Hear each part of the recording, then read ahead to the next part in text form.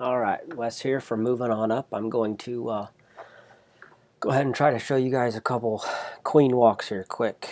Show you my thoughts as I go through a queen walk. What I was trying to do here on this one, obviously you can see the air defense there in the upper right side pointed out. This one is pointed that direction, so I'm going to want to try to clean up a lot of the structures here along this side with the queen. And I'm not even going to use wall breakers until I feel like I have to, because I wanted her to go all the way down there. And then I was going to bring my, in this case, the air attack from the lower left. So I'll speed this up a little bit. So I'm going ahead and I just, for me, taking plenty of time on the queen, just focusing totally on the queen, nothing else. You're trying to eliminate any, in my case, you're trying to eliminate air defenses, the clan castle possibly, a queen if possible, and then go from there. So I like to use my king as an assist sometimes. So since the queen started banging up against the wall there, I tried to use a few wall breakers to get through or help her out. The king is going to end up taking out the other king. Queen's going to go on inside, and I wanted her to the queen to continue to walk down, which I think she does.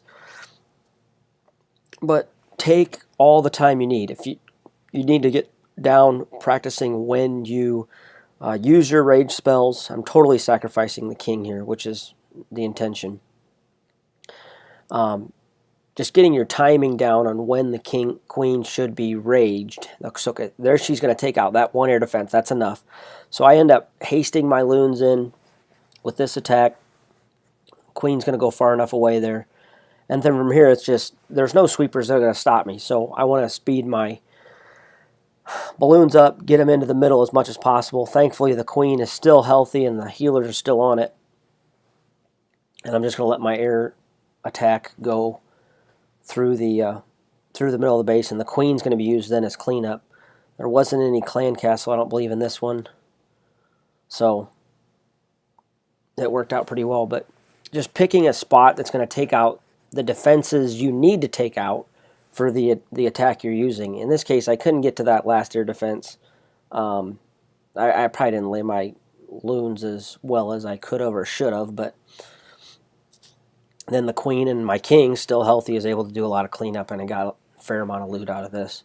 Because I keep going. Yeah, I did end up getting all the defenses, just ran out of time.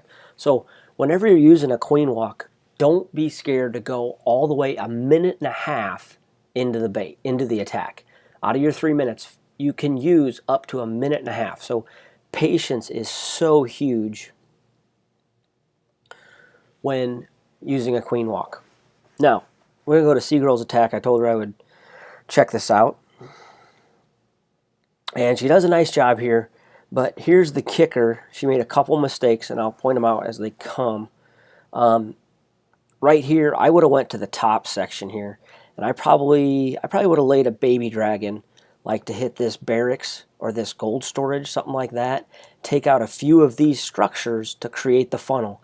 Maybe even one wizard. You maybe could have put a wizard there, a baby dragon here, and these 3 structures would go out, which what I would have then used that to funnel the Valks into the middle. They would start taking out these structures here on this side, and then work their way into the middle. While the queen is going to the north. I think she goes to the north. Let's see. Then they can combine together to come into the middle of the base. So she uses a rage nicely here. That's a good spot for that. Just start busting through some of that stuff. And I love using wall breakers with a rage to end up poking inside a little more. I do that all the time. That's a little trick. When you lay a rage, it should be at a time where you're going to want to use those wall breakers, give them a little more boost to get through that wall. So good job there. But here's where the, I'm going to say air a little bit came in, because she got pretty far on this, but she wasted a lot of wizards. So she's got 10 of them. When's it coming? So she's a minute and 50. I don't know how long she lasted here.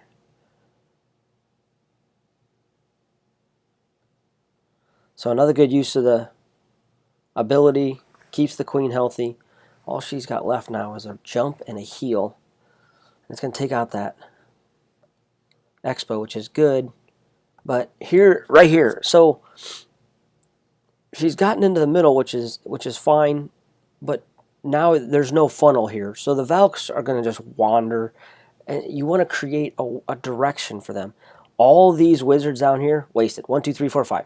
Once they go around, the queen's in the middle. These wizards are going to go down this side. The mortar, all these structures here are going to take out those wizards, and all you're going to get out of those 5 wizards is about 6 structures.